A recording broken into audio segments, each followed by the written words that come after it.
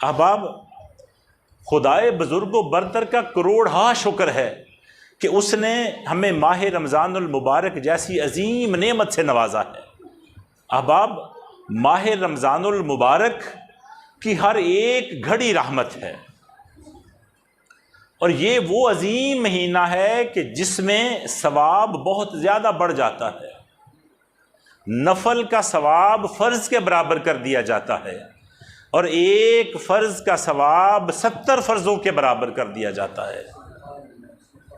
اور ایک حدیث پاک کے مطابق جو کوئی شخص ماہ رمضان المبارک میں ایک مرتبہ درود شریف پڑھے تو غیر رمضان کے میں 1,00,000 مرتبہ درود پڑھنے کے برابر اس کا ثواب ملے گا۔ اور یہ عظمتیں ماہ رمضان المبارک کو حاصل ہیں۔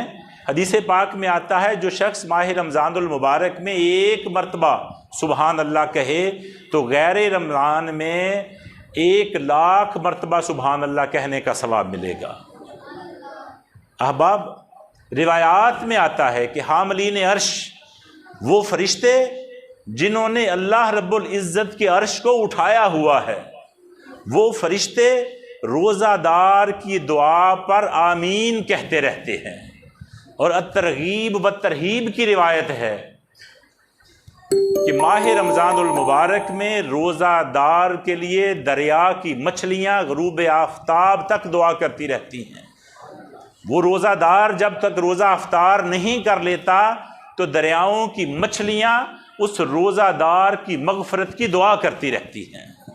احباب، کتنا یہ عظیم اور مقدس مہینہ اللہ رب العزت نے ہمیں عطا فرمایا ہے۔ اس مہینے کے 4 نام ہیں۔ ماہ رمضان المبارک تو ہم نے سب نے سنا ہے، بڑا عام اس کا نام ہے۔ ماہ رمضان المبارک کا نام روایات میں ایک صبر کا مہینہ بھی آتا ہے، ماہ صبر۔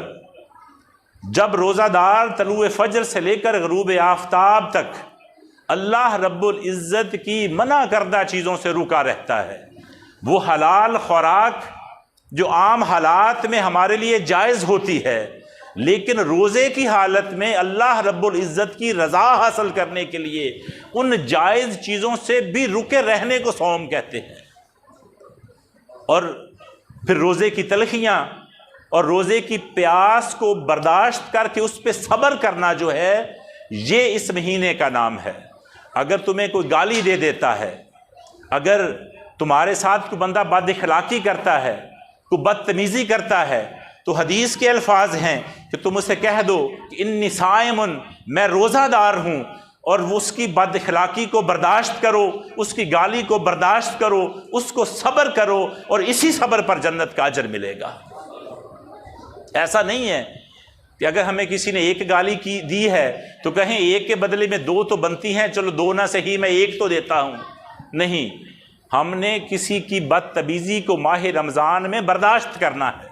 صرف رمضان میں ہی نہیں، عام حالات میں بھی برداشت کرنا چاہیے، صبر کرنا چاہیے، لیکن ماہ رمضان جو صبر کا مہینہ ہے، اس کی خصوصیت اور فضائل میں یہ شامل ہے کہ اگر تمہارے ساتھ کوئی بندہ بد اخلاقی کرتا ہے، کوئی بدتمیزی کرتا ہے، تو اس کو کہہ دو کہ یار میں روزہ دار ہوں، میں تیرے ساتھ ایسے الفاظ استعمال نہیں کرتا۔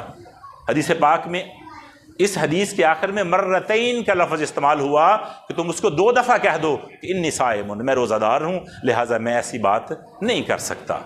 احباب، اس کا دوسرا معنی ہے ماہ مواسات۔ مواسات کا مطلب ہے بھلائی کرنا۔ جیسے ہم سب مسلمان دوسرے مسلمان کی بھلائی کرنے کا شوق رکھتے ہیں، مسلمان کی بھلائی کرنے کا عزم رکھتے ہیں، مسلمان کی بھلائی کرنے کا اپنے دل میں حوصلہ اور جذبہ رکھتے ہیں، اسی طرح ماہ رمضان المبارک میں اپنے اہل قرابت، اپنے رشتہ داروں کے ساتھ، اپنے عزیز و اقربا کے ساتھ، اپنے بھائیوں کے ساتھ بھلائی کے ساتھ پیش آنا ہے، صلہ رحمی کے ساتھ پیش آنا ہے۔ یہ ماہ رمضان المبارک کا عظیم سبق ہے۔